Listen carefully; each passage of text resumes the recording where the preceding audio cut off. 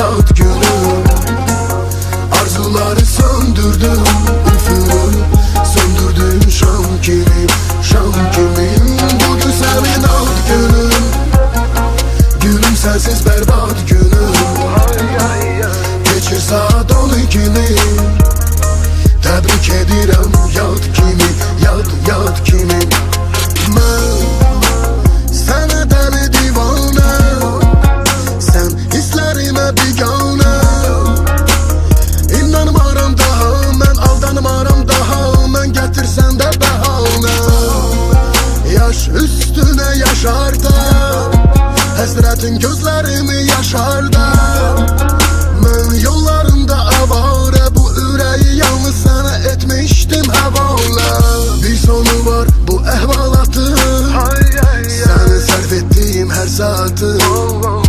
Sənlə keçən geçmiş həyatı, ad gününə hədiyəm olsun. Bugün sənin ad günün, bugün sənin şad günün. Arzuları söndürdüm, üfürüm, söndürdüm şam kimi, şam kimi. Bugün sənin ad günün, gülüm sensiz berbat günüm. Geçir saat 12'ni, təbrik edirəm yad kimi, yad kimi.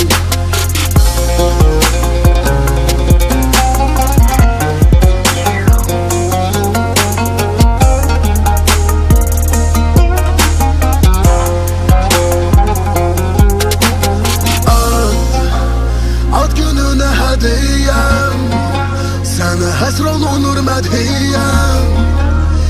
Yoxdur məndə bədniyyət, qərarımda qətiyyəm, geri dönmə qətiyyəm. Budur verdiyin dəyər, gördüm kim nəyə dəyər. Ürək sənsiz göynəyər, mənsiz görsə nə deyər səni mənlə görənlər. Bir sonu var bu əhvalatın, səni sərf etdiyim hər saatı. Sənlə keçən geçmiş həyatı, ad gününə hədiyəm olsun. Bugün sənin ad günün, bugün sənin şad günün. Arzuları söndürdüm, üfürüm, söndürdüm şam kimi, şam kimi. Bugün sənin ad günün, gülüm sensiz berbat günüm.